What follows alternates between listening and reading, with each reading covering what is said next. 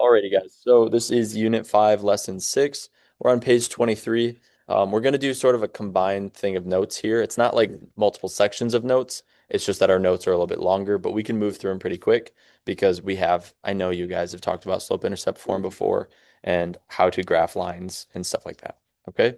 So starting on page 23, talking about slope-intercept form, we've got y equals mx plus b. So my question to you guys, if you guys could just help me out here. What does our M represent? Slope, right? We just talked about that the other day. Does anybody remember what B stands for? I know you guys talked about it last year, and I know it's been a while, but does anyone remember? Not quite the change. It's sort of a starting point, right? It's what we call our y-intercept. Okay. Yep, I'm sure you guys have probably heard that before or knew that. I know that when we think B, we're thinking, what are all the B words in math that it could be, right? But it's a y-intercept, right? Not starting with the letter B. Doesn't even have the letter B in it. But maybe y and intercept were used in different places, like right here. So I have to use a B. Okay. So when we're graphing lines that are given to us in y-intercept form or slope-intercept form, y equals mx plus b, we are going to do this, okay? We're always going to start with our b value, which is always just written right after your slope and the x, right? If it's +1, then it's going up on the y-axis. If it's a -1 or a negative, it's going down, right? So your point is always going to be 0, comma b, right? It's going to be 0, comma whatever your y-intercept is. So in this case, it's going to be 0, comma 1, okay? So that's where we're going to start with our problem. We are going to start by going down, or sorry, up 1 on our y-axis, okay? So your y-intercept, please never go left and right. You're always going up and down depending on what this value is, okay? Does everybody remember that from last year? A y-intercept? And then our slope, you guys know that slope is rise over run, right?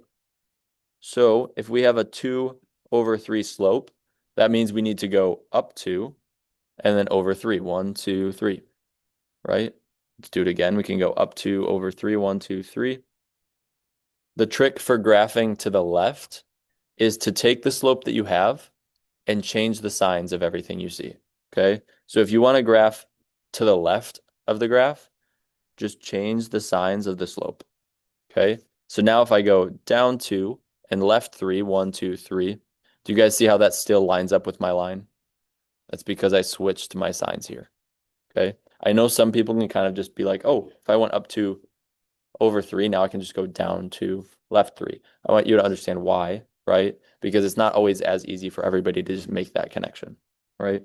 So down 2, left 3, and the last step, just draw a line through those points, okay?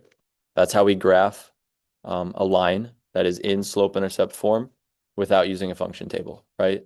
Function tables would take us a really long time if we wanted a ton of points. We can do it more quickly if we just graph our y-intercept, right? +1, and then go up 2/3, up 2/3. All right.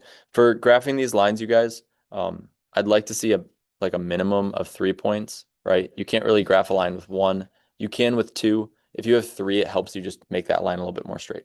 Okay.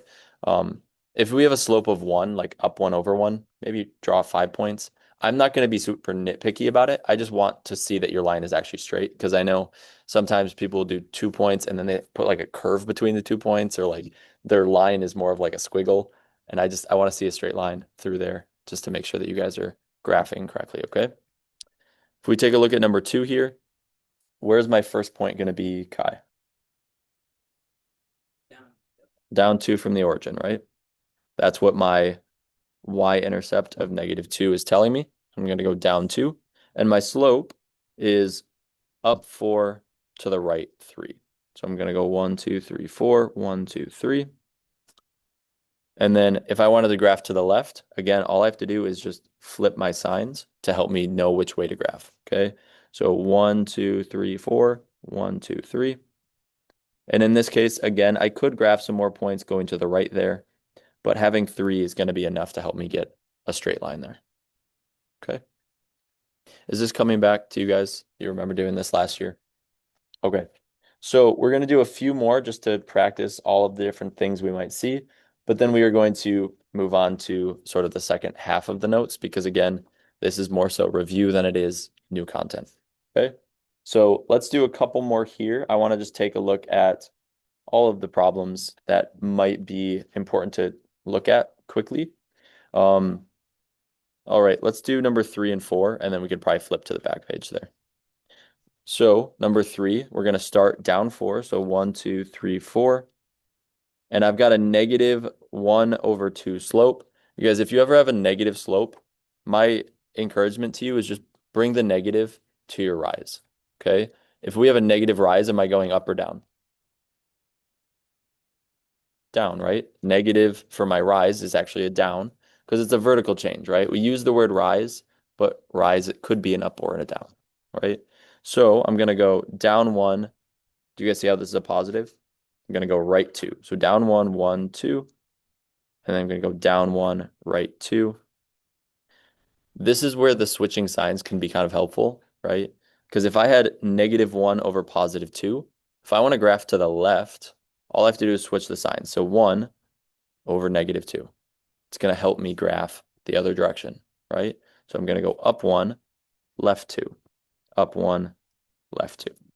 Okay, do you see how those points are still in line with my function?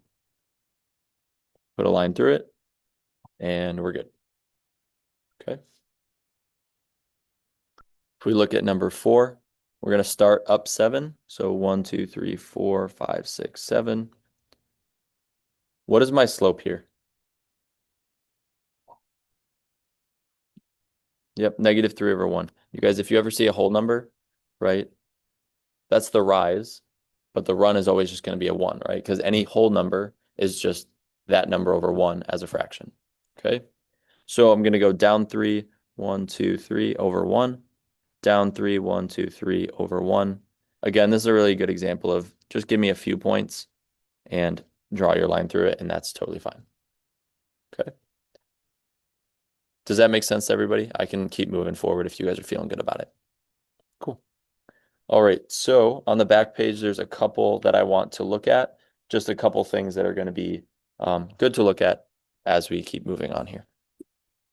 Alrighty, so we're going to continue on here. If we look at number 7, I want to do 7, 8, and 13 on this back page here, just because there's a couple different things that you might notice about our slopes and our y-intercepts. Just want to make sure you have enough examples to do the problems well. Okay, so if we look at number 7, what is my slope?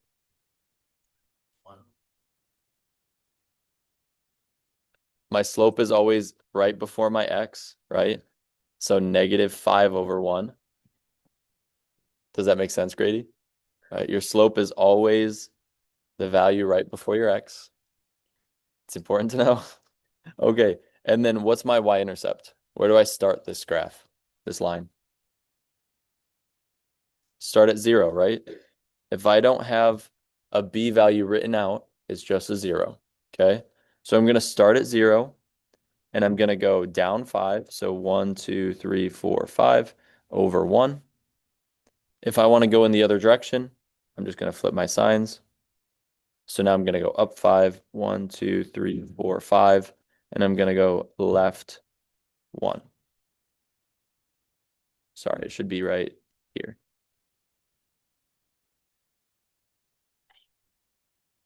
All right. I know that line's off by just a little bit. Okay. Looking at number 8 here. I think I only went up 4. 1, 2, 3, 4. Yeah. Oh, wait, now it's at 6. Oh my goodness. Okay. Should be at this point right here. Okay. You guys, the thing I wanted you to get from this problem is that if you don't have a B written out, it's 0, right?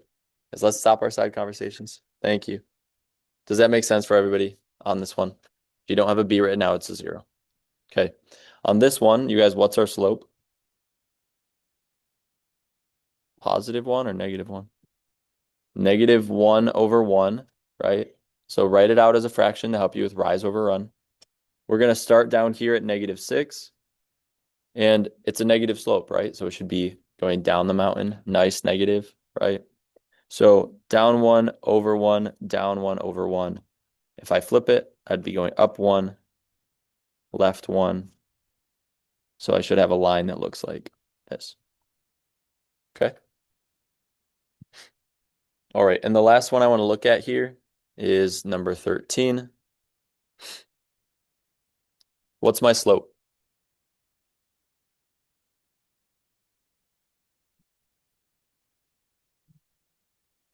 You're close. You're close. -1 over 3. Okay. So you guys might see your equations written in a different order, right?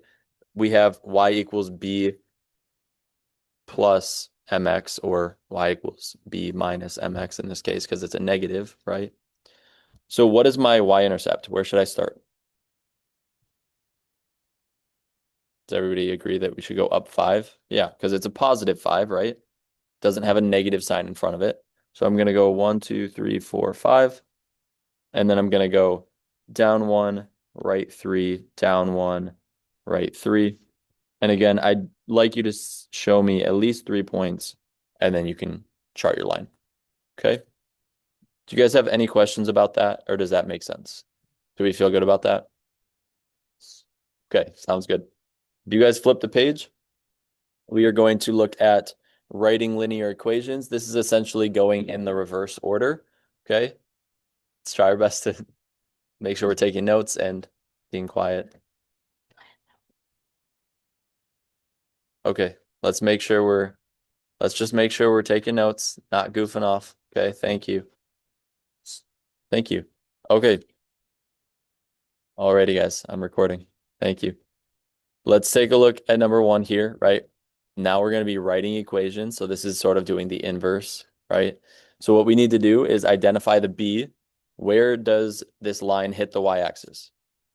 -2, right? We are just looking for the number, right? It's down 2. I don't need a coordinate pair. I don't need 0, -2, because it's always going to be 0, right? It's always never going to go right or left.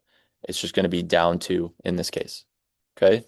And then I need to find my slope. You guys, we just found slopes of lines, I think, just the other day, right?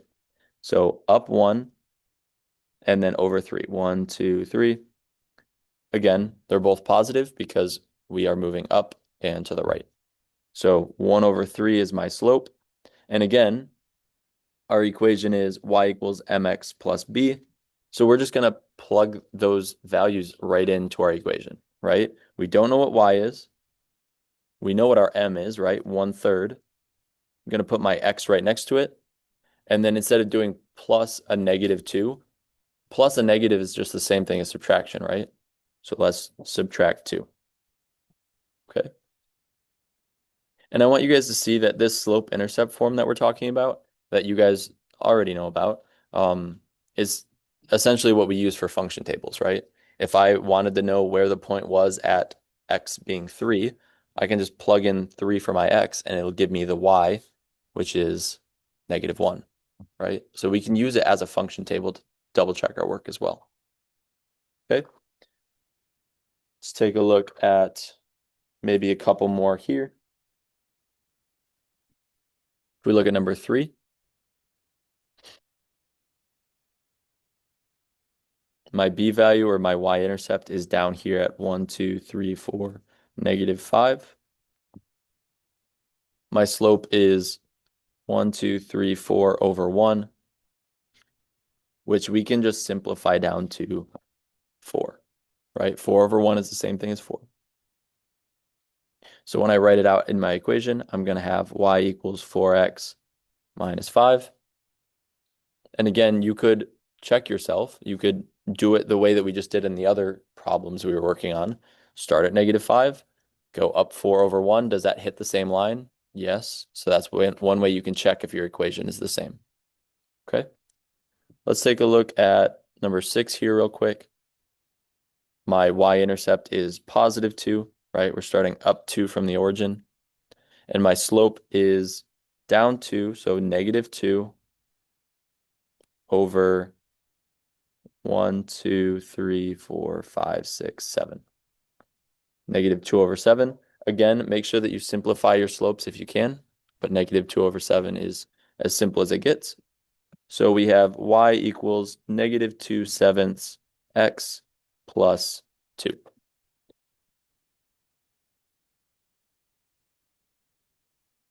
All right. The last thing I want to talk with you guys about briefly are numbers 11 and 12. You might see some like this. It gives you an equation, or sorry, it gives you a line and it gives you multiple choice equations, right? And you have to decide if your line is like which one of those equations your line matches up with. Okay. So what are some things you notice about this line before we even look at any of the problems? You want to tell me what you're thinking, Kai? Down, right, two. Okay, it's down 1 and right 2. Is it a positive or a negative slope? It's negative, right? So if you look over here, A is a positive slope, so it can't be that. C is a positive slope, so it can't be that, right? We notice that both of the y-intercepts are positive 5, so it still could be either of these, right? Because we're going up 5. And then again, what Kai is saying is that one of the next points we see, just look for where the points actually hit the line or sort of hit those boxes nicely. That's going to help you find your slope pretty easy, okay? So what we're doing is we're going down 1 over 2. So that would be D, okay? Going down 1 over 2. So negative 1/2, okay? If we look at this one, this is obviously a positive slope, right? So in this case, positive slope, that means these two don't work, right? And then this actually becomes kind of nice and easy. Where's my y-intercept at on this one? It's at negative 1, right? So it can't be A because A says positive 1. Okay. So I want you guys to see that you can work through problems like this pretty quick and easy as well. Okay. So you guys, you have 20 minutes. That's a lot of time. Um, I'd like you guys to work on the homework here. There's 16 problems, sort of a mixture of the two things. There's some writing out what the equation is, and then there's some using the equation to graph the line. I'd like you to work through 1 through 16 as best as you can. I might change it depending at the end of the hour how far most of you guys are, but I think a lot of you guys have a good understanding of this, so you should be able to work through it pretty quickly. But if you are not finished, we can kind of talk about that on a case by case basis, okay? So again, I want to respect again that Wednesday no homework, but I want you guys to get some more practice. So work through 1 through 16. If you guys get done, you don't have a spell review this week. We're gonna bring those back next week. It's been a while because of exams, but yeah, I think that's what I'd like you guys to work on. Once you guys get that done, if you want to read a book or work on homework from another class, you can do that.